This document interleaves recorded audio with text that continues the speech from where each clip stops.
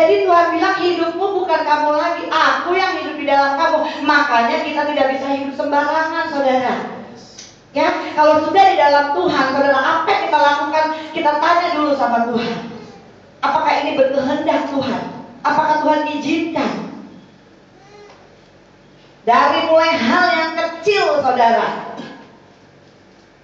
Kita ada doa pujian, ada saat teduh, di sini ada doa hari Kamis, ada doa terobosan. Saya percaya Tuhan lagi tidak main-main dengan saudara. Amen. Saudara yang rajin, yang setia dan taat, saya percaya terobosan itu akan terjadi buat setiap kita.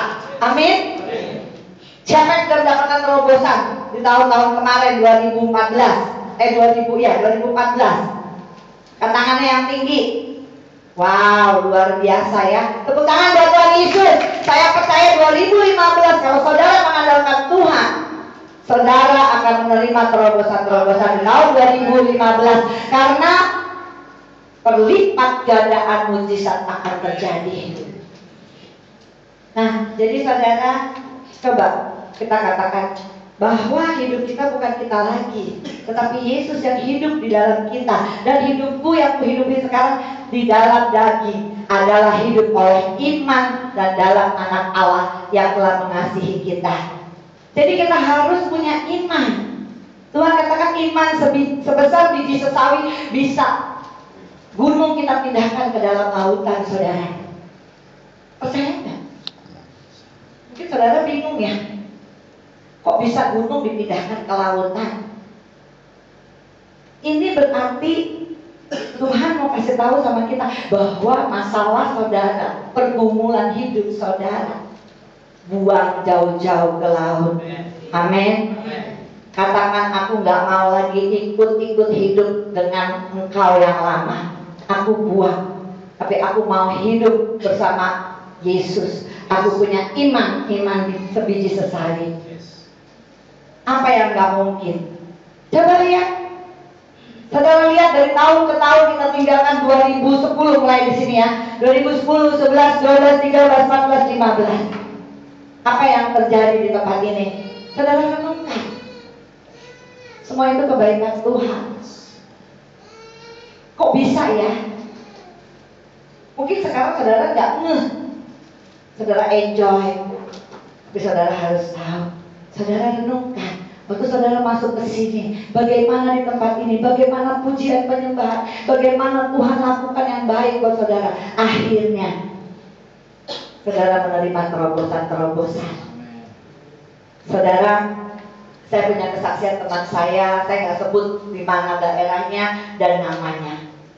Saudara, anaknya sekolah, disekolahin, dia kuliah, akhirnya dia kerja. Saudara, apa yang terjadi?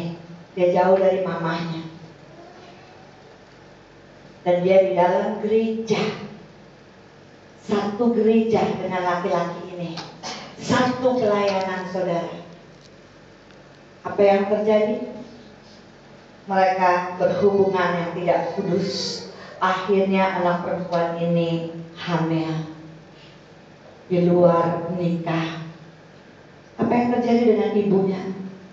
Ibunya menangis, putus asa. Bapak dan ibunya ini putus asa, menangis seperti ingin bunuh diri, mau mati saja. Ini kehormatan karena kakak saya pendeta, saya hidup di gereja, dia hidup di gereja. Apa yang terjadi? Dan waktu dia berdoa, saya bilang, Bu, ini sudah terjadi.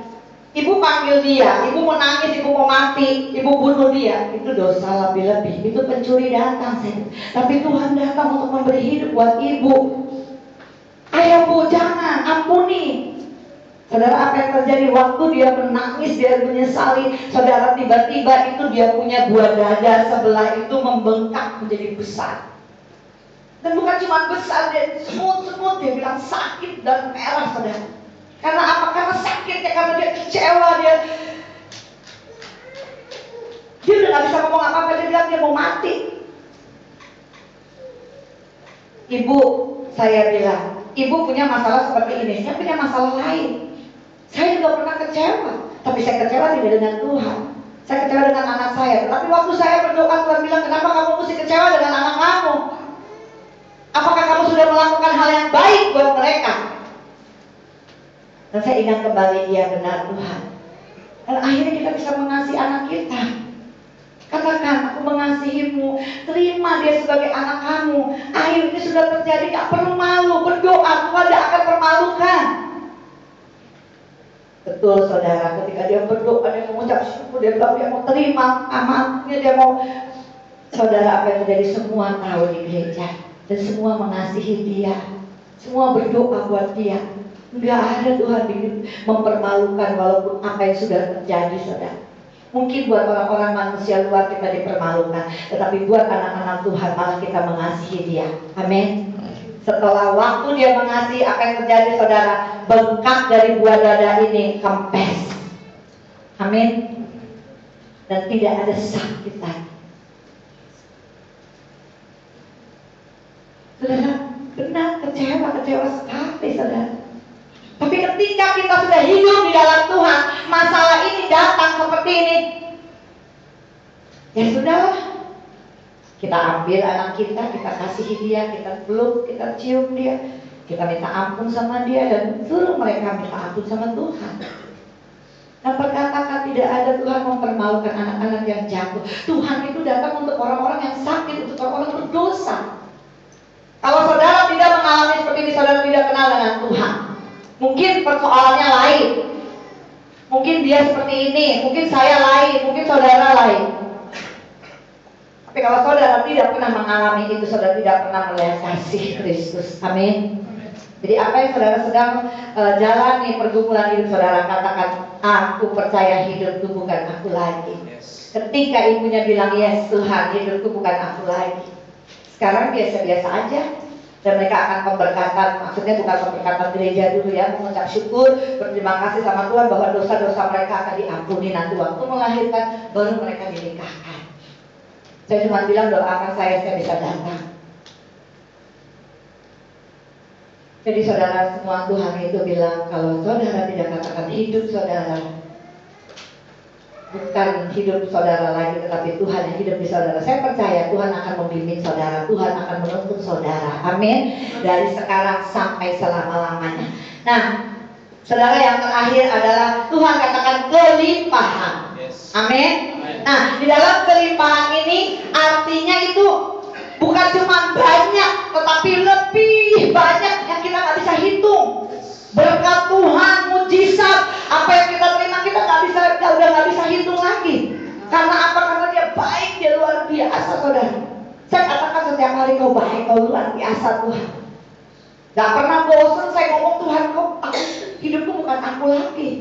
Apalagi saya kalau lagi mengalami yang gak enak, saya bertantangan terus. Hidupku bukan aku lagi, tapi engkau yang hidup di dalam aku. Aku gak akan pernah kecewa, gak akan pernah lihat yang tidak baik. Tetapi aku percaya bahwa kau ada di dalam hidupku, aku akan diberikan kelimpahan. Amin. Dan aku akan menjadi berkat buat banyak orang. Nah saudara, di dalam kelimpahan ini, coba kita buka dulu di Amsal 13 ayat yang keempat. Ini yang terakhir.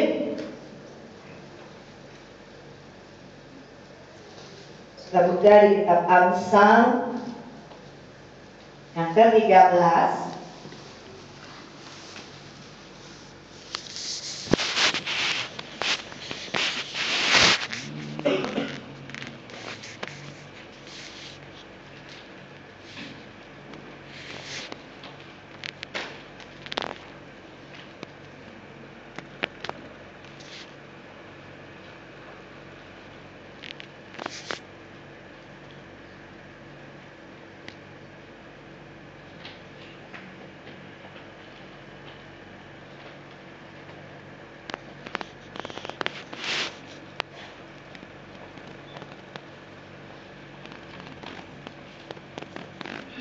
Saudara,